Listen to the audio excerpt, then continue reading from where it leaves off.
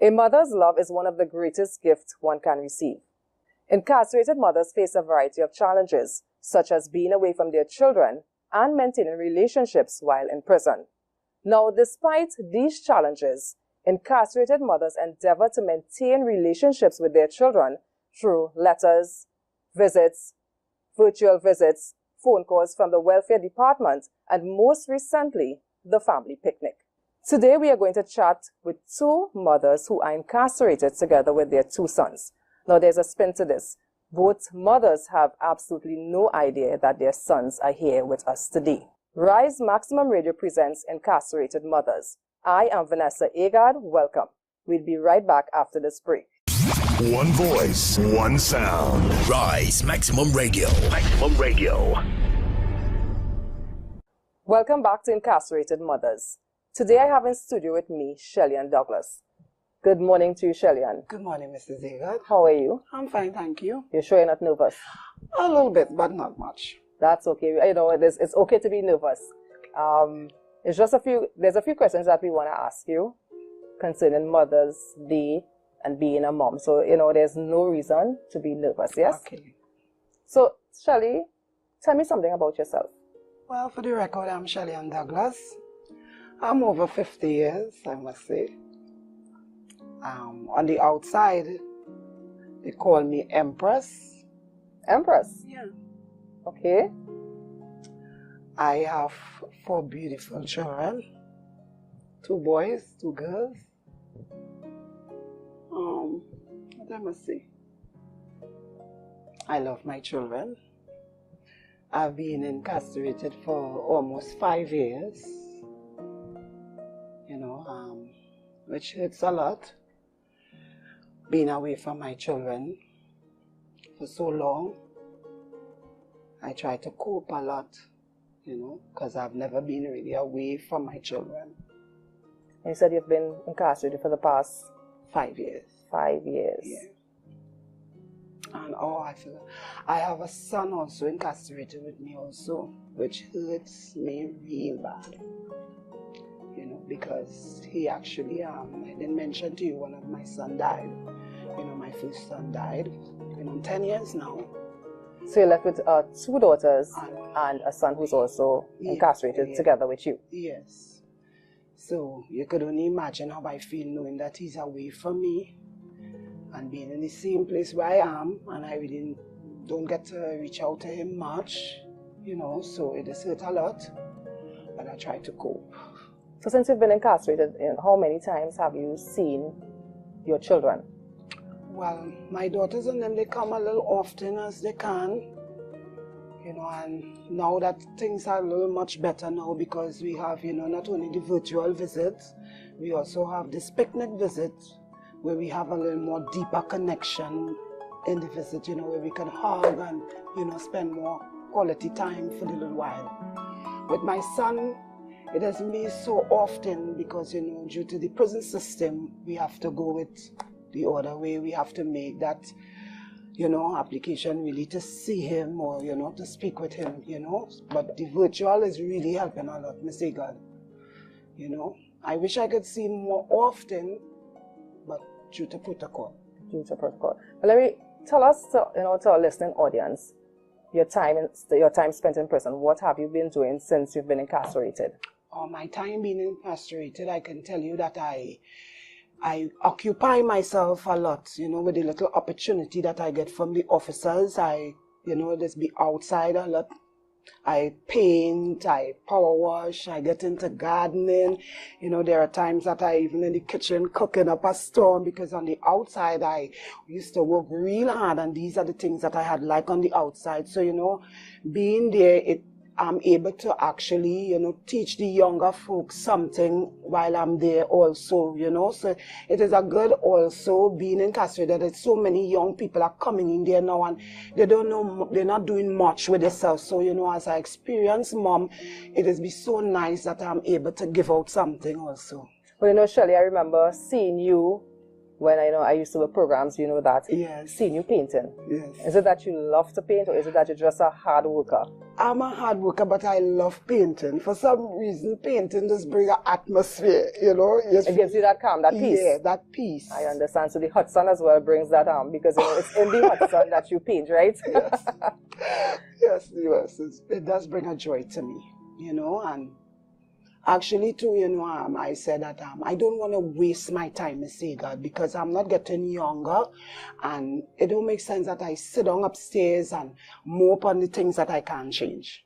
I understand. Know, so I'm valuing my little time, keeping young, because, you know, I like to look really young, you know. I mean, everybody know the empress on the outside, love to keep herself nice. So I think it does a lot for me. Now, I've heard you a few times in the prison mentioning, you know, your spiritual side. Give us a little info on that, please. Well, as a young child, I grew up under a spiritual background. My father actually was a Baptist leader. I saw my mom and aunts and everybody into this religious, you know, background. And I take that really serious because I believe it's all that have me where I am for today as a strong, empowered woman, because I believe I'm a leader. You know, so hence Empress. Yes, that's why I applaud that name. You know, I embrace that name with hi. You know, so yes, I love my spiritual life, and you know, in having that spiritual life, I brought up my children to have this spiritual background. So that is one of the values that, you know, hence my next question, that's one of the values that you learned as a child that you passed on to your children. Yes, Ms. God, it is needed right now, especially with the youths now. You need to get your children grounded in Christ. I agree with that as well. Yeah. Tell us one of your memorable moments with your family. Oh my God, it's so much, Ms. God. There's so much. But there is one that I must say, because as a woman, a black woman, I never really had much education, right? Because in a long time, the parents is like, they more focus on the outside, clean, garden, and rustic. So, you know, I said, when I make my children, one thing I will do is educate them. So my daughter, you know, my first daughter, she showed me that energy in going to school in primary school. She don't want to get less than A and whatever. And, you know, she used to go out with me and do jobs. And I told her, you know, when I look at how she used to be so happy to work with me. So I told her there, I said, you know, I won't be able to give you money because you are a baby. But if you do right in school, I will make sure you enter to university. So after she finished her secondary degree, she said to me, she was 17 and a half. So she said, Mommy, I want to go to university. So I said, oh God, this child remember this money to go to university. So I said, no problem, but you're still young. She said she could do it. So we went and I registered her to university, and you know, she came and she graduated her bachelor's. On that day of the graduation, girlfriend, I must tell you, this was the most exciting time in my life. So I went to the graduation. When we went there was a lot of people there. I stepped out in my big time wear to see a girl. Well dressed, because I'm this proud mom, you know what I mean? Everybody looking at me. But the place was packed because it was 480 something graduates. And the usher came and he's like, Mom, you know, you can't stand up there, you know, you gotta go over on that side. There is a tent with a big screen and you need to get under there. And I was like looking at him and say, you gotta hear me now. This is the greatest part. Excuse me, sir. I came all the way from America to see my daughter graduate, and you telling me go on the tent? I said I didn't come here for a funeral. I didn't come here for a wedding. I came here for a graduation. Get me inside. So everybody's looking like, what the hell is that woman? You have an American accent. Yes, girlfriend, I put on that American accent and I got my way because he went up and put 4 seats up in front of the stage for me and my crew. You and your crew. My God, Miss Aga, it was beautiful because when she came down, and then I'm this proud black mom, seeing my daughter coming down, you know, graduate of 2018 and 2018, and they call her name. But what was most happy to me, and as a black woman really strive with my children, is when out of 7 children, 7 graduates, she had graduated with an honor. That's what we're talking about. And I was like, this is me like a fool. I'm so excited.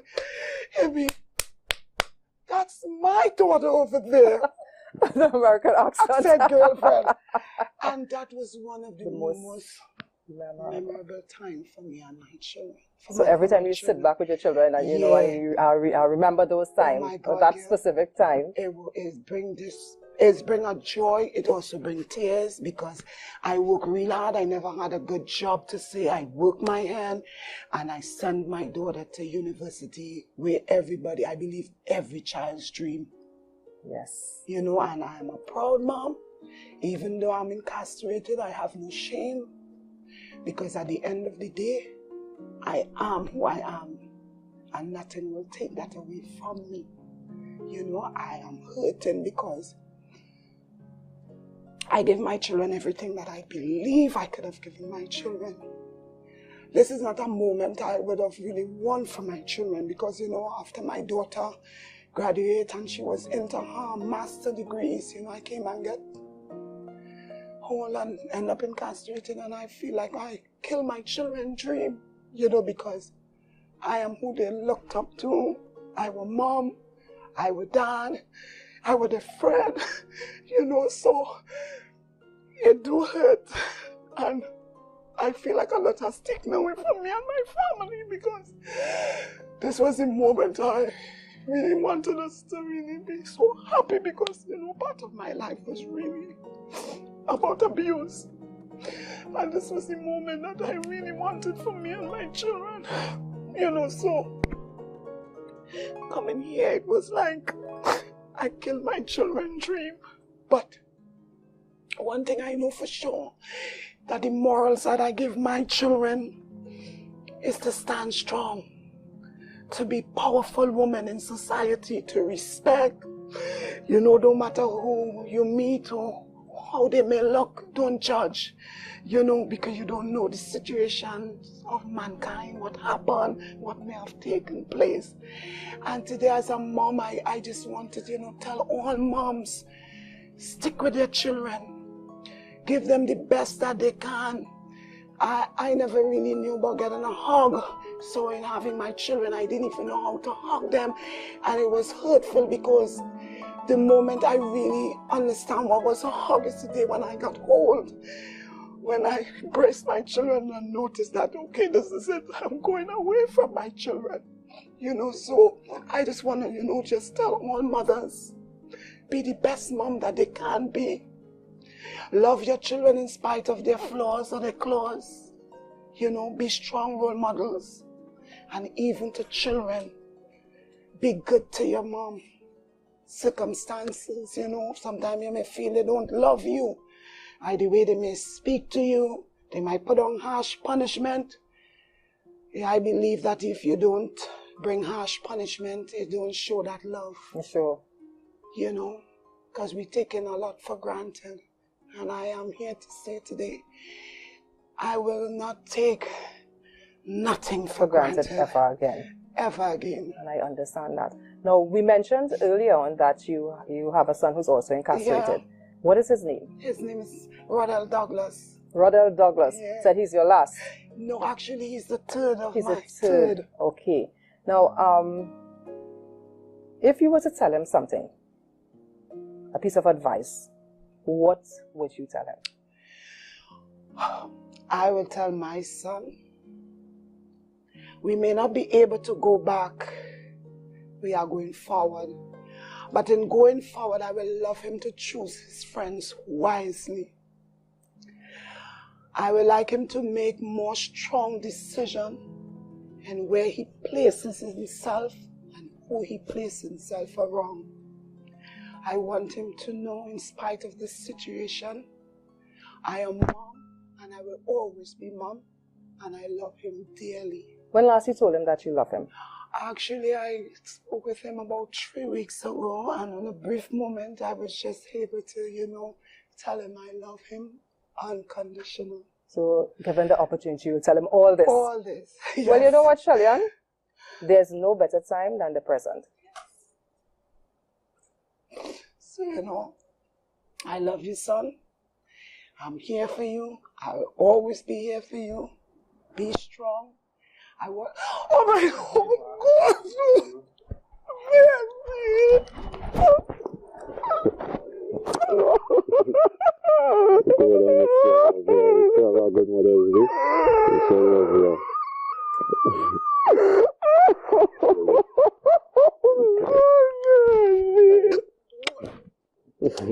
Baby. Oh, yeah. Baby. God bless you, free.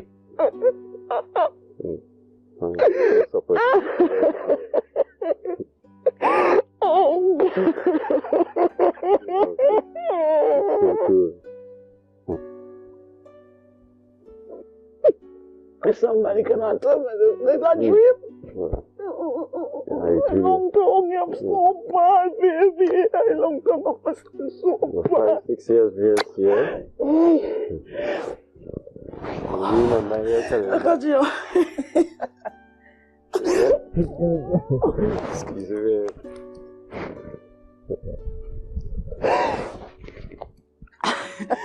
That tears were in my belly, boy. Tears of joy. Randall? I love you. I love you. Miss you. For life. Yes, for life. That woman like you. Say thanks to this woman. She's this woman, Shalom. You're quite welcome. That's an opportunity like this, you know. Thanks. You're welcome, Randall. Since after COVID. Okay. Well, we want you to have a seat with us, you know. There's one question that we want to ask you. So, Randall, nice to have you here with us on Rise Maximum Radio featuring incarcerated mothers. Well, there's one question that I want to ask you. One cherished moment that you had with your mom. Well, to be honest, that moment is when you was small. And she carried fish, we went on the beach and measure van and kind of thing. You know, I will never forget them days because she played both parts in my life, mother and father. Understand? And if I didn't listen, I would not really be here today with my mother. That was one of the things I always regret that. No matter what, she always there for me since I was small and she's still here now. So how do you feel now, seeing your mother after 6 years? Joyful. I can't stop feel happy, you know? I can't stop smile. She crying, I can't even cry because I'm happy to see she. The best time ever in my life. Since we were 5 years, we lock up. Huh? I feel my mother energy and see she. So I'm grateful and thankful, you know? I hope all the mothers enjoy the Mother's Day. I'm grateful to really see mine this Mother's Day. I thank God for that. And we really station and everybody. Thank you, Randall. Shelley and Douglas, on behalf of Rise Maximum Radio Incarcerated Mothers, this is our Mother's Day gift to you. Happy Mother's Day. Because I got to the whole radio station, I know you as a woman always show that, you know, that love. And from the time I met you, you actually, first visit I got with my son, it was through you, you know, and I want to say thanks to even Mr. Ramata because that day I met that man, oh my God, and I said, you know, he said, what happened to that young lady there? And you get me that opportunity, and I told him, and he said, I love family, and I don't play with family. Once you are well behaved, I will go out of my way for you. And he took out his phone, and I was saying like, oh yeah, I heard that same story. And he was leaving, and I was outside, and he said, if not by 12 today, I guarantee you tomorrow. And I was like, okay, sir, thanks in advance, but I heard that. And by the time he jumped in his vehicle, the officer came and said, Douglas, you have a virtual with just a virtual for 2 hours. She didn't say who it is, but I was like, I know I was expecting a friend too, and I couldn't believe it happened that fast. And when I reached, it was my son. You know, so sometimes I will say that what may not be good for some people may be good for some. And I want to thank him very much because I see a man, a great man that brings family together regardless to what. Because even this picnic visit that he introduced to us, it shows a man of love and a man who are for family. So today it happened all because of him.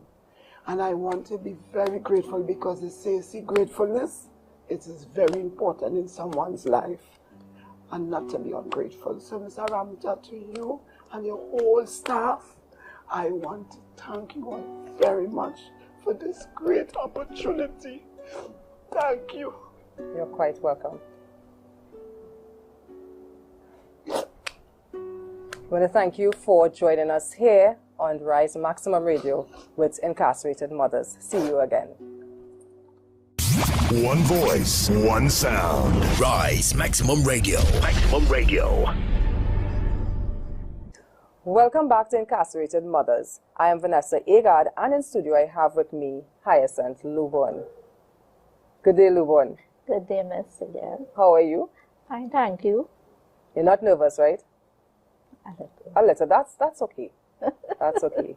We just want you to tell our listening audience something about yourself.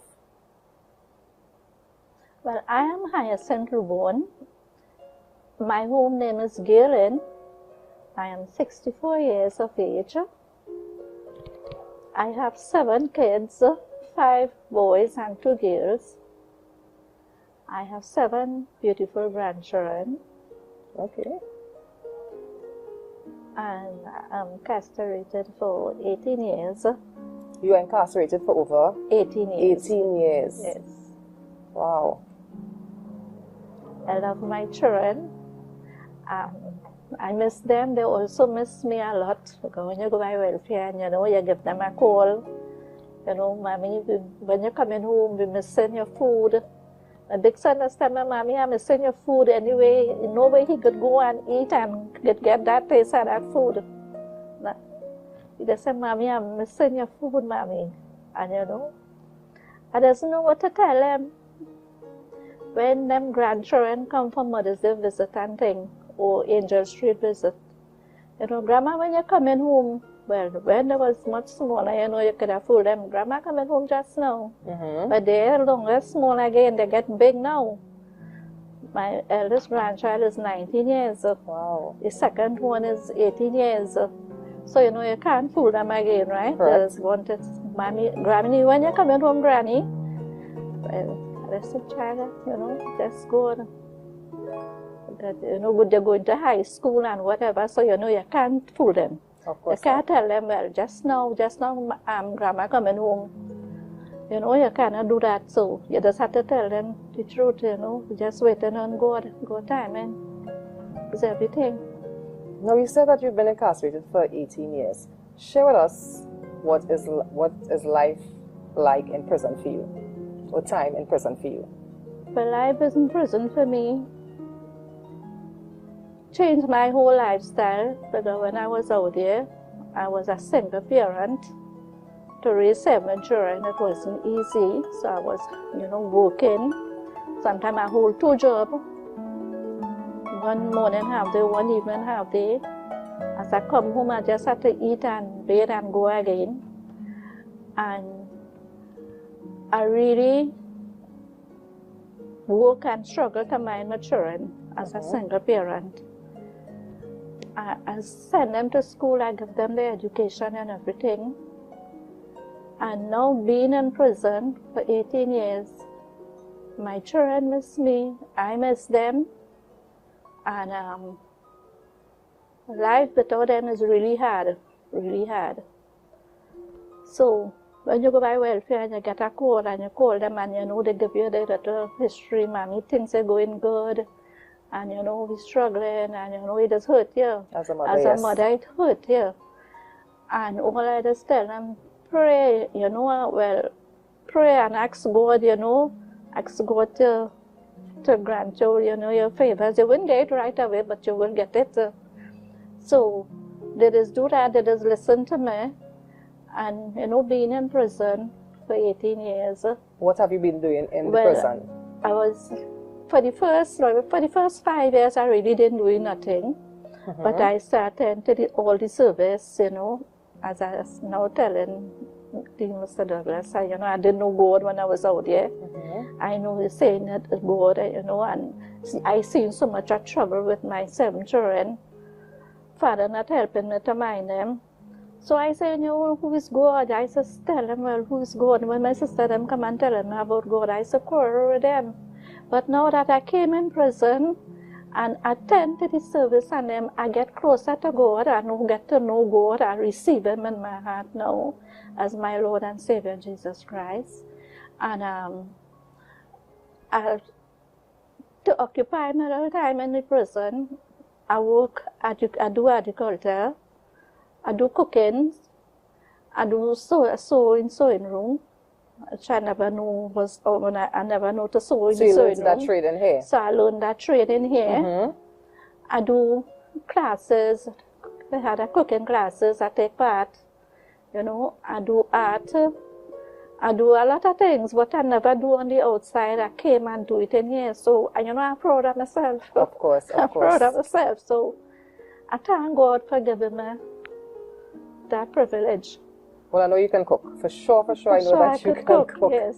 So tell me, what is one of the most cherished memories that you have with your children? Well, my most cherished memories when, you know, as a single parent, I always be with them only when I go to work and not with them. But Right. I cook, I make sure I cook, leave, and everything for them. When I come back home, I ask them, oh, they bear and thing? Yes, mommy, we bear and thing. Or they eat, yeah, mommy, we eat the food, they leave. And I will go and cook. Or sometimes I bring food from where I'm working at. I'm working in a roti shop. Okay. Because as a single parent, you know, and then I had much So you're education. bringing roti home? So I bring a roti home, you know. My boss used to say, instead of we train with the food, or they carry the food for the children. So we used to get to bring home the extras, and they will eat and thing, and go and sleep. So, you know, I have that time with them. You know, when I was small and they home, my father, brother, my uncle, he used to read me bedtime story. All of us sit down in the ground in a circle, and he will tell us stories. So when I have that time with them home on a Sunday, I used to sit down with them in the evening time, before bedtime, and I will tell them stories and things, you know, what my uncle taught me. So I never, you know, have like more think time, like, you know, going out with them in the beach, because that's single parent, you know, you have no vehicle, nothing. Working hard and... But, you know, you're there working hard, you're saying about them, whatever and thing. Yeah. And while growing up, I always teach them, I say, well, you know, in we days didn't have current and light, you know, so we start to use kerosene and things. So when I tell my children that in we days, how we start to bend down and scrub, you know, scrub the floor, not no mop like you have mop and thing and mopping now. And you have to bend down and leap it. We didn't have no concrete, you have to bend down and leap it, the ground and thing.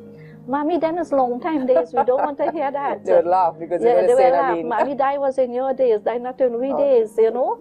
So I used to say, you know, when I was about 9 years old, I didn't know to cook. Don't know to cook. My mother and father going in the bush to get dry wood to cook. And my mother need bread flour and leave the bread flour, the bread flowing over, the basin flowing over with the bread. And I watching when Margot come home, you know, when Margot come home. So I go and I see what she does do. She need over the bread. Long time didn't have bread pan. You go and you cut the fig leaf. Okay. Cut the fig leaf. You roll the bread, you put it in the fig leaf. You light it at the fire underneath. You have a barrel cover. You put a little fire on that. And you put a pot in the fire. When the pot get hot, you rest the two bread inside it. Okay. Wow. So I make them bread and things, you know, and I had time done make the bread, and my mother and father come back from the bush straight with the wood. And when I done, I said, well, I know my father will be hungry. I went and I make a pot of soup. And when my father come home and he hear, I make a pot of soup, and he bought hungry, he say, well, thank God, I real hungry. So, you know, he said, and he said, this food tastes real good. First time I make a pot of soup on my own. So you learned responsibilities at a very young age. Very young age, I learned responsibility for my, you know, minding my smaller brother and sisters and things, minding them from babies. And when I had my own, I know what to do. Now, we mentioned earlier on that you have an incarcerated son. Yes. What's his name? Roger Lubon. Roger Lubon. So he has been incarcerated this very same time with you, yes? Yes. So how often do you get to speak with him or see him? Well, it's about, well, I see him on the 17th of this month, but I died through virtual. Through virtual. On court. Mm-hmm. But when you go to court, you really can't talk to you. You just can't talk because the judge and them just listen. Okay. And your lawyer, my lawyers and them tell me that, you know, the judge and them just listen to everything that you say. So like when we go to court now, we just put a pen and give right. Okay. So I really never asked him once. About 3 years now, I did make a request to see him, and I see him. And we talk and things, and since that I never saw him. Through virtual, you've been seeing him through virtual. Okay. Yeah. Well, let me ask you a question. If there's one thing that you can tell him now or say to him, what would that be? But that, well, you know, I tell him I love him. Keep strong. Hold the faith. Freedom is a must. Freedom is a must. Well, Lubon, girlie, there's no better time like the present. There's no better time. Yeah. Oh my God. Oh God, baby. How you going? I'm going good, babe. Where are you going?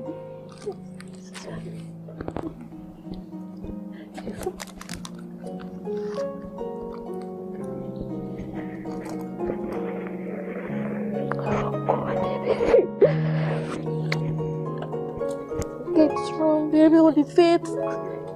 Freedom is a must. Praying and asking God for a speedy trial this year. They say next year, but it cannot be next year. It have to be this year, baby.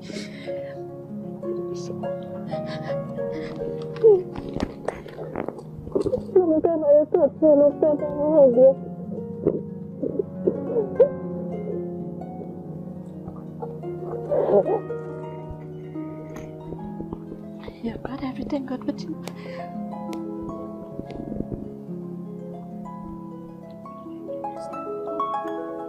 I see your auntie and uncle. Alone. God bless you. Okay. Yeah.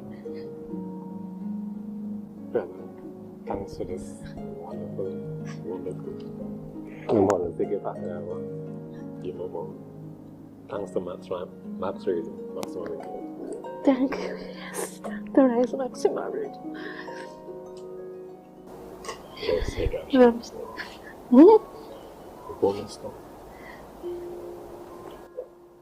I love you, baby.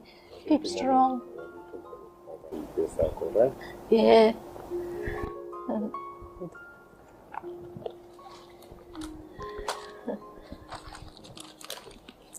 Good morning, Kadam.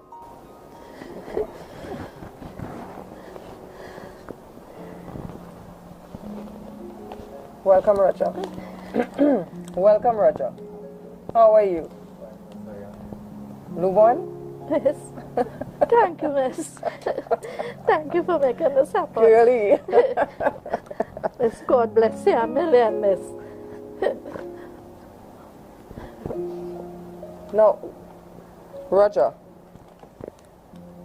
this is a very emotional time for your mom.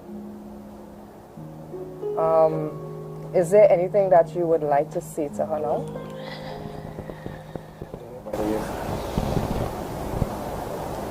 Present teach my mom, nephew, and everybody. 18 years in jail, I must have one. Mom is the best in school, I must have been in here because of my mom.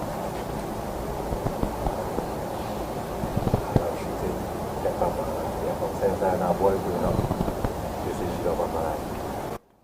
He always tell me when he was a little child growing up, Mommy, when your hair get big and I build my house, I build a room for you. I make a room for you. You have to come and live with me, Mommy. You always tell me that from a child growing up. Yeah.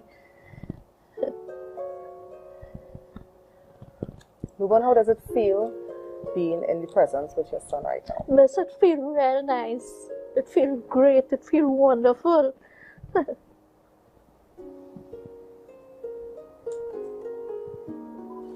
Luborn and Roger, on behalf of the Commissioner of Prisons and Rise Maximum Radio, we wonder this is all for you. Happy Mother's Day. Thank you, miss.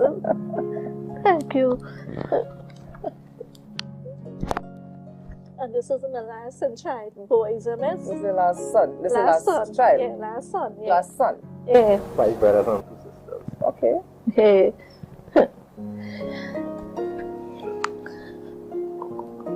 I miss you, baby.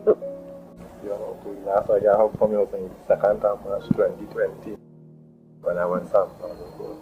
That's the last thing I helped from you. Okay, but you could remember. Yes. Commissioner Maximum. Yes, very thanks. Thanks very much for this moment. You're quite welcome. Person, the Max Vision, doing a very, very, very good in rehabilitating business. I sent a request for them, Tasha, Delian, and them fail. And I just hear it, you know. I would appreciate it. I hear you send a nice birthday song for me, and you know. Yes. Thank you. We want to say thank you to the Commissioner of Prisons, Mr. Dave Prasad Ramuta, for making this possible.